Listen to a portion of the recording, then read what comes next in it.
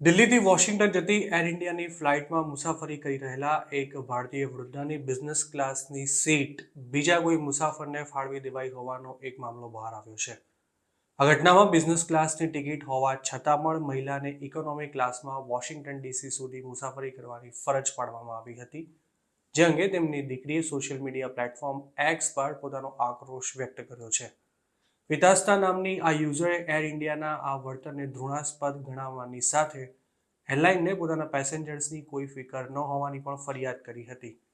પોતાની આ ટ્વીટમાં મહિલાએ જણાવ્યું હતું કે પહેલાં તો તેના માતાને એવું કહેવામાં આવ્યું હતું કે તેમની બિઝનેસ ક્લાસની સીટ રિક્લાઇન નથી થઈ રહી અને પછી સ્ટાફે એવું બહાનું બતાવ્યું હતું કે તે સીટ ક્રૂ માટે રિઝર્વ છે.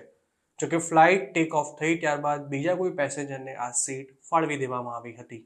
બિઝનેસ ક્લાસની ટિકિટ હોવા છતાં પણ આ વૃદ્ધાને એર ઇન્ડિયાએ ઇકોનોમી ક્લાસમાં એક સીટ અલોટ કરી હતી, જેના આર્મ રેસ્ટ ફિક્સ્ડ હોવાથી પેસેન્જરને દિલ્હીથી વોશિંગ્ટન ડીસીની મુસાફરીમાં ભારે અગવડનો સામનો કરવો પડ્યો હતો.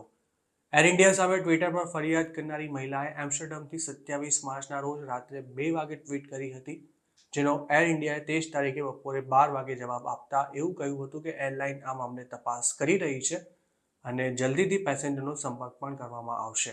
જોકે ત્યારબાદ ફરિયાદ કરનારી મહિલાએ એવું જણાવ્યું હતું કે એરલાઇને તેમને 75% ભાડું રિફંડ કરવાની સાથે સાથે અપગ્રેડ વાઉચર ઓફર કર્યું છે, પરંતુ એરલાઇનની આ ઓફરને ફરિયાદી મહિલાએ મજાક સમાન ગણાવી હતી.